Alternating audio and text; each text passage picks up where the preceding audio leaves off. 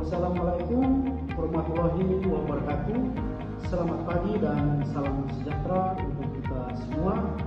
Perkenalkan, nama saya San Hendrik Boimau SPD Umum, dosen K1 pada program studi Pendidikan Bahasa dan Sastra Indonesia, Universitas Persatuan Guru 1945 NTT.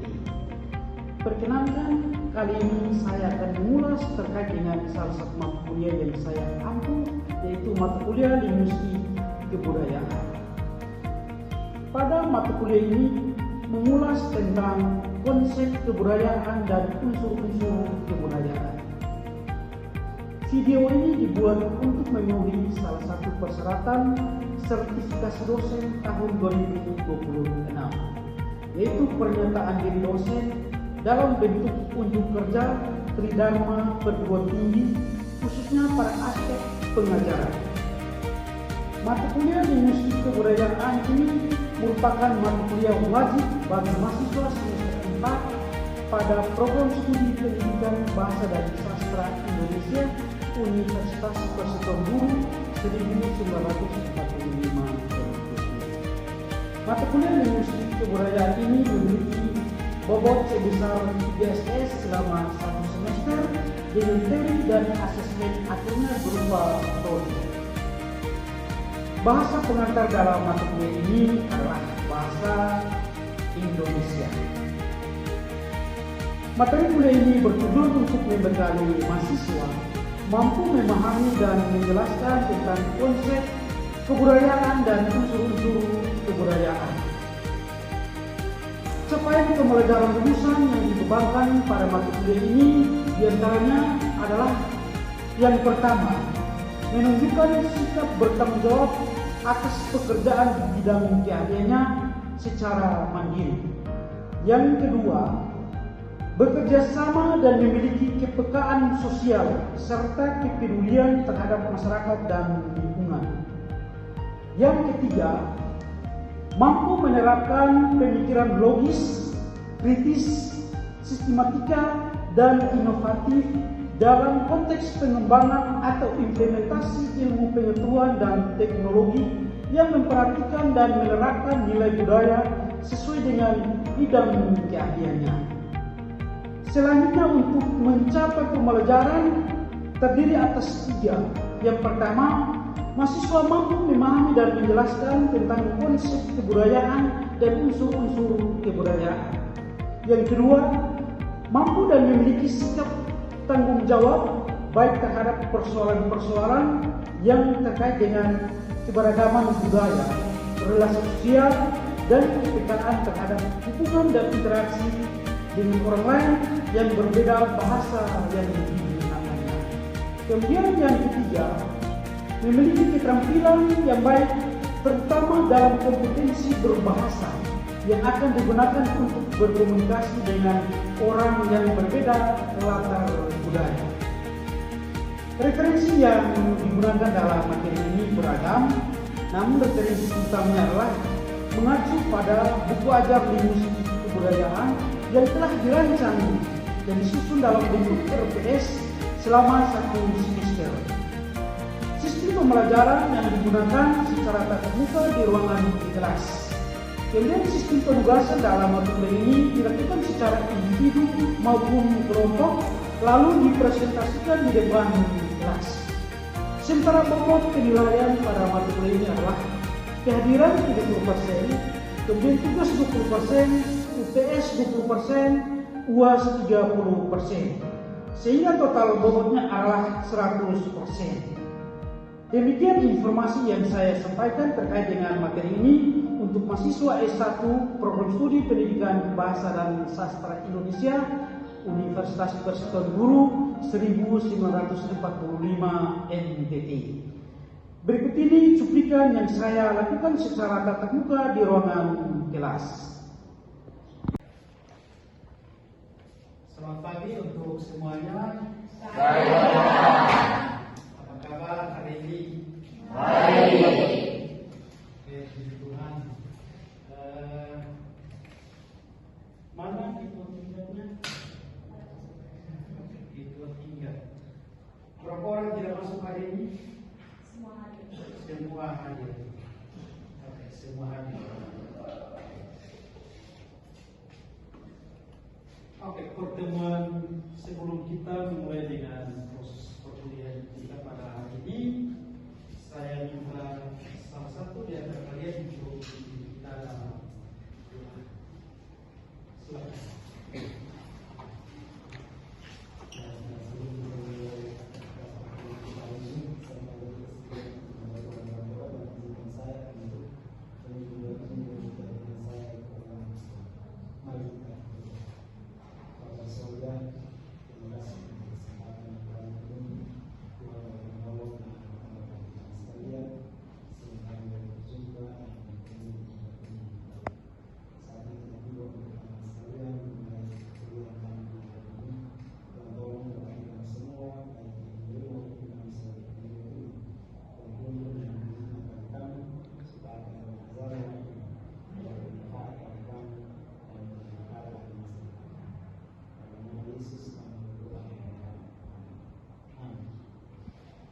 Baik, terima kasih saudara Matias yang telah berdoa.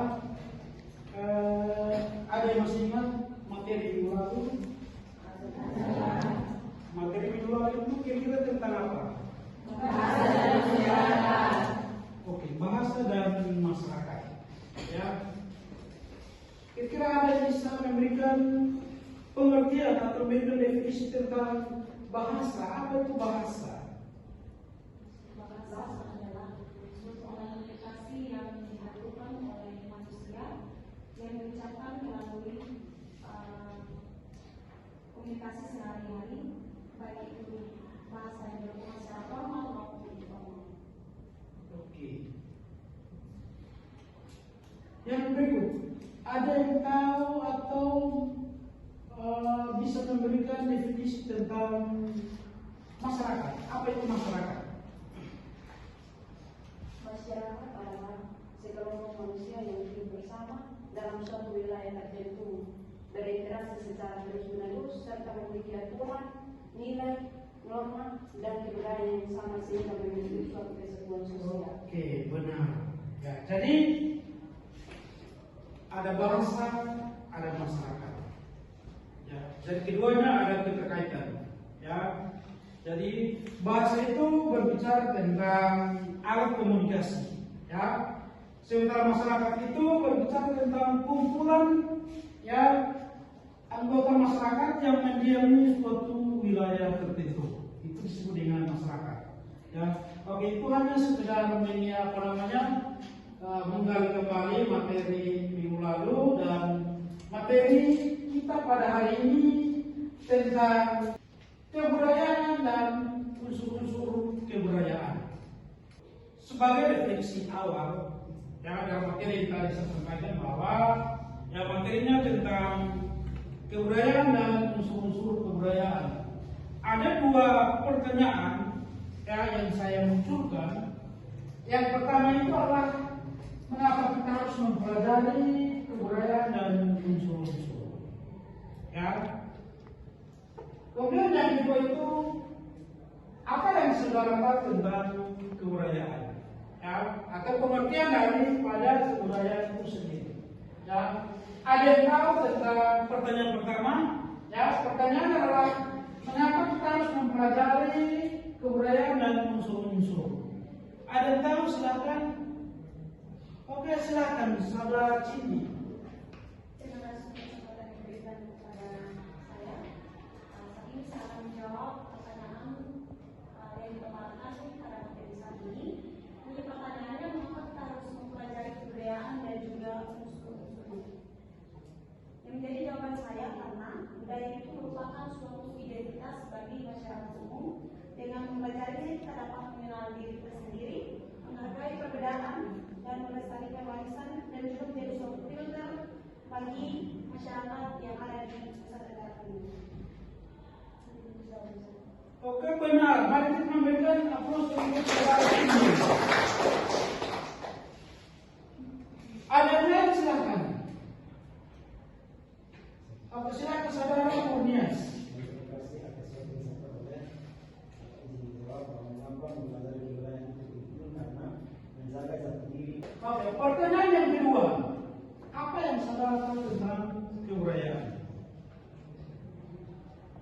Kebudayaan adalah seluruh Silakan. Kebudayaan adalah seluruh hasil cipta, rasa dan karya manusia yang dipelajari serta diwariskan dari suatu generasi ke generasi berikutnya dalam kehidupan masyarakat. Oke, benar. Silakan kita memberikan aplaus untuk saudara. Oke, jadi secara harfiah, ya, kata kebudayaan itu berasal dari bahasa Sanskerta, ya, yaitu kata budaya, ya, yang merupakan bentuk jamak dari budi, yang berarti budi atau kekal, ya. Kemudian ada juga yang memberikan definisi bahwa kebudayaan itu sebagai kumpulan yang kompleks, ya, dari pengetahuan, ya, kepercayaan, seni, hukum, moral, adat istiadat, dan setiap kemampuan lain atau kebiasaan yang diperoleh dari manusia sebagai anggota masyarakat. Itu menurut Aloy Liweri, ya. Jadi berbicara tentang kebudayaan berarti kita berbicara tentang ciri khas, ya, ciri khas atau identitas dari daerah-daerah tertentu. Itulah yang disebut dengan konsep kebudayaan. Nah, selain dari konsep kebudayaan, ada juga kita akan membahas juga tentang unsur-unsur kebudayaan. Jadi unsur-unsur kebudayaan ini dapat dibagi atau dapat diklasifikasi menjadi beberapa bagian. Yang pertama itu adalah bahasa. Nusa Tenggara Timur, ya, memiliki keberagaman bahasa daerah.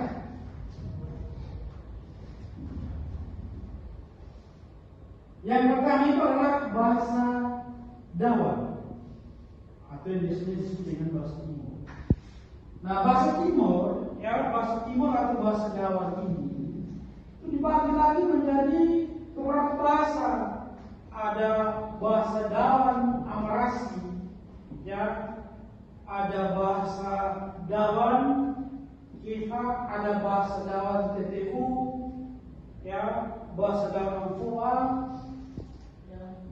Kemudian yang berikut ada bahasa Sumba, ya, ada Sumba Timur, Sumba Barat Daya, ya. Jadi setiap daerah dengan bahasanya tersendiri. Kemudian ada juga bahasa Manggarai, ya, ada bahasa Manggarai. Kemudian yang keempat itu ada bahasa Tekun, ya. Yang kelima ada bahasa Sabu, ya. Kemudian yang keenam itu adalah ada bahasa Roti.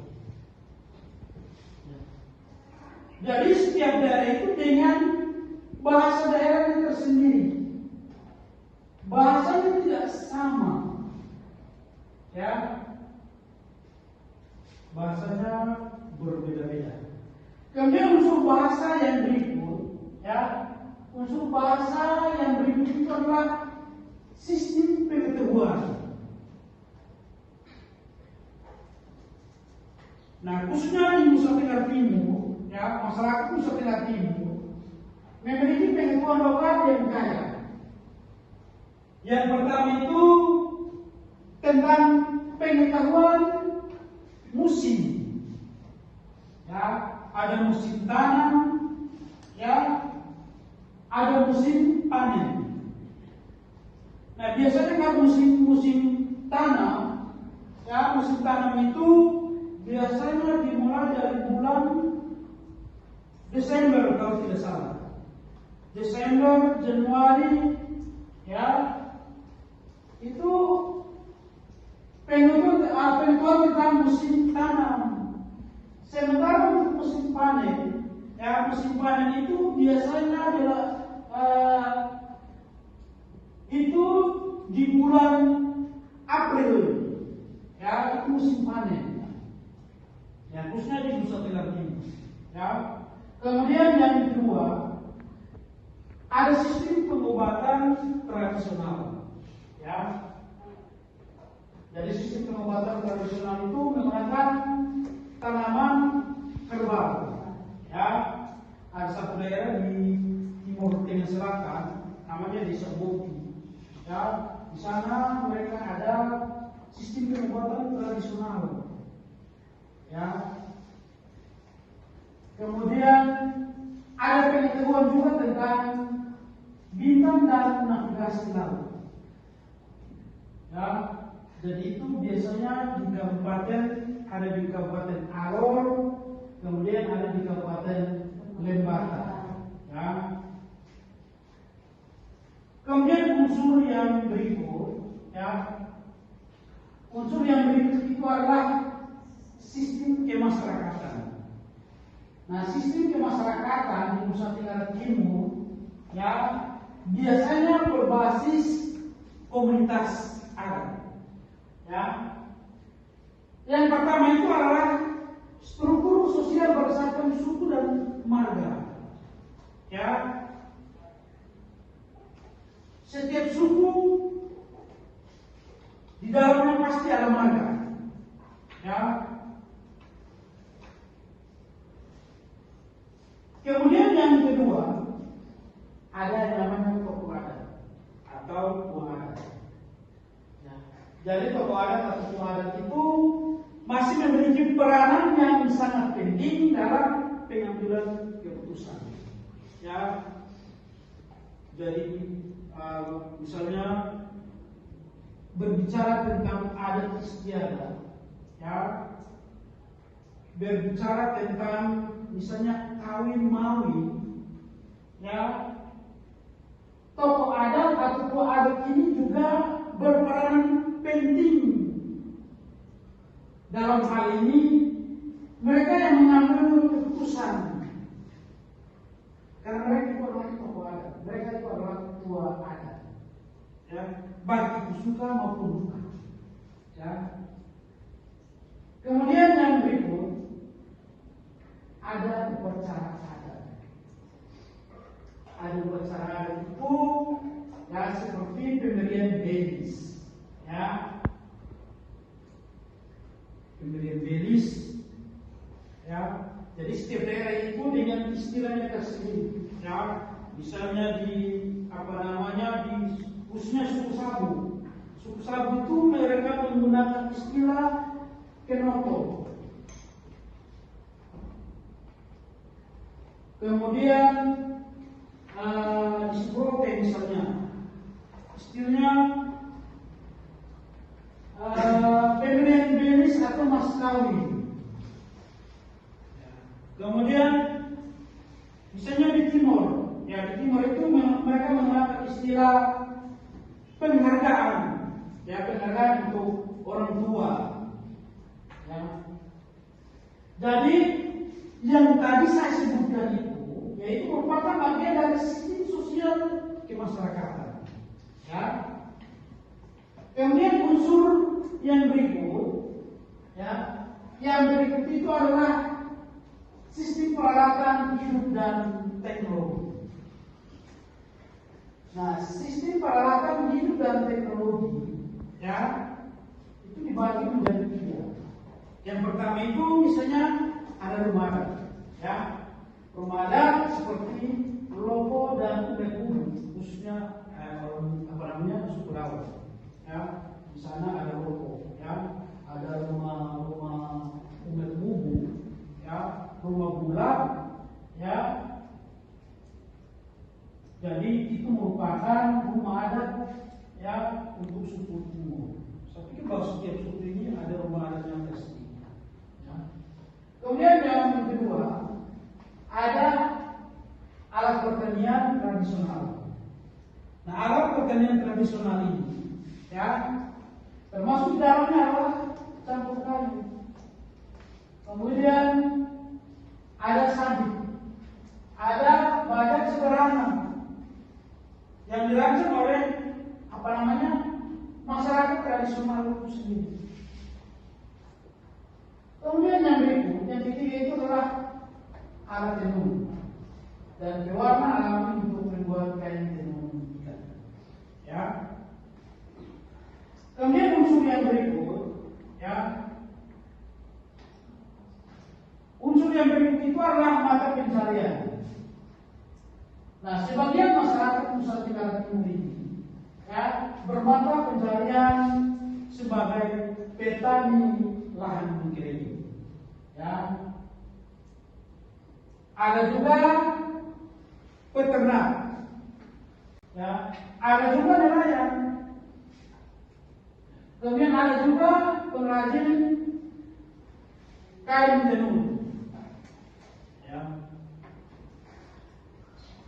Kemudian unsur yang berikut, ya, unsur yang berikut itu adalah sistem religi atau berkaitan dengan kepercayaan. Jadi khususnya di Nusa Tenggara Timur, ya, saya pikir bahwa ada kepercayaan lokal, ya, atau animisme yang masih dipraktikkan, ya. Misalnya di daerah-daerah tertentu mereka bisa masih menggunakan yang namanya kepercayaan lokal, ya. Misalnya mereka membuat ritual-ritual tertentu, ya, seperti upacara persembahan untuk leluhur, ya. Mereka pergi ke atas gunung, kemudian mereka berdoa, ya. Mereka masih percaya dan menyembah kepada batu-batu, ya.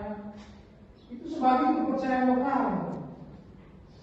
Kemudian unsur yang berikut, ya, unsur yang berikut itu adalah kesenian. Nah, tentunya kita tahu bahwa NTT itu kaya akan kesenian tradisional, ya. Yang pertama misalnya ada tarian tradisional, ada tarian caci dari Manggarai, ya, ada tarian dikurai dari Belu, ada tarian Foti dari Rote, ya, Rotendao, ya. Kemudian ada tarian Bone dari Timur, ya. Kemudian yang kedua itu ada musik tradisional, ya. Salah satu musik tradisional yang sangat terkenal itu adalah Sassado dari Kabupaten Rotendao. Ya. Kemudian ada Dongeng Kamu dari Timur. Ya, saya pikir bahwa setiap daerah dengan musik tradisionalnya sendiri. Ya, ada juga kalau di Timur, ya, Timur itu juga ada yang menggunakan istilahnya juk, ya. Itu salah satu musik tradisional. Kemudian ada tenun ikat, ya. Saya pikir bahwa tenun ikat ini, ya, masing-masing daerahnya memiliki motif khas yang mencerminkan identitas budayanya tersendiri, ya. Jadi setiap daerah itu dengan motifnya tersendiri, ya. Itu menunjukkan atau melambangkan identitas dari setiap daerah. Kemudian yang berikut, yang keempat itu adalah seni lukis dan anyaman. Jadi seni lukis dan anyaman itu digunakan dalam upacara adat maupun keseharian. Nah, misalnya saya ambil contoh paling sederhana, ya, di daerah timur itu ada seni lukis, ya. Mereka misalnya di daerah BTS itu, ya, ada rumah adat yang namanya Roko. Di dalamnya mereka ada ada seni lukis. Kemudian ada anyaman tertentu yang mereka simpan di dalam Roko itu, ya. Nah, itu bagian dari seni lukis dan anyaman. Oke, ada pertanyaan? Semua paham? Oke. Jadi dari materi yang saya sampaikan tadi, ya, saya dapat menyimpulkan beberapa hal. Yang pertama, kebudayaan merupakan warisan yang sangat berharga dan memiliki nilai-nilai budaya serta mencerminkan identitas bangsa Indonesia. Kemudian yang kedua, kebudayaan perlu dikembangkan dan dilestarikan dari generasi ke generasi sehingga tidak punah. Kemudian yang ketiga, unsur-unsur budaya mencerminkan kekayaan dan keberagaman warisan leluhur yang patut kita kembangkan dan lestarikan sehingga unsur-unsur tadi tidak punah.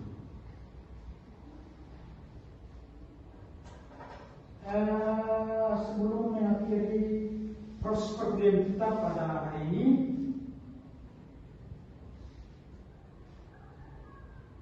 teman-teman silahkan membentuk kelompok terdiri dari 5 orang dan saya akan memberikan tugas untuk teman-teman semua. Yang satu kelompok itu terdiri dari 5 orang. Tugasnya adalah membuat makalah tentang unsur-unsur kebudayaan dari daerah kalian. Kemudian tugasnya akan dikirim lewat alamat email saya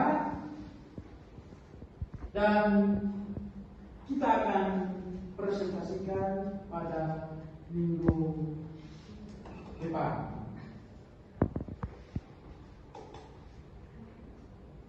Oke, semua ada pertanyaan mengenai tugas, silakan.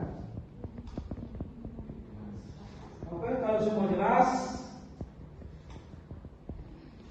sebelum kita mengakhiri proses perkuliahan kita pada hari ini, saya meminta salah satu di antara kalian untuk kita download untuk menempuh proses perkuliahan. Silakan.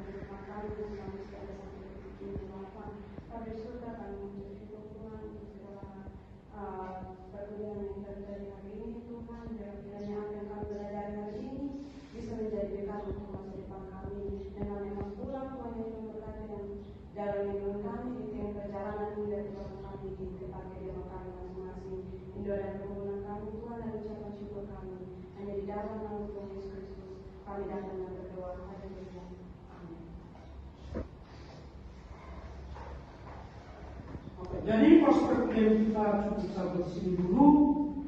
Kita akan melanjutkannya di minggu depan.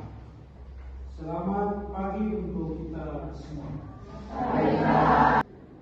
Demikianlah cuplikan singkat dari mata kuliah Linguistik Kebudayaan yang saya ampuh.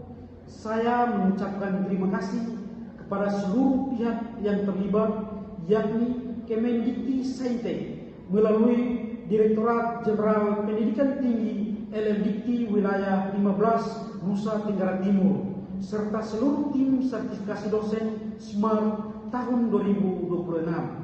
Tidak lupa saya ucapkan terima kasih kepada Kampus Universitas Persatuan Guru 1945 NTT serta seluruh jajaran dan pimpinan dan rekan dosen dan mahasiswa semester 4. Demikian yang saya sampaikan. Mohon maaf apabila ada kekurangan dan kesalahan dari saya. Wassalamualaikum warahmatullahi wabarakatuh.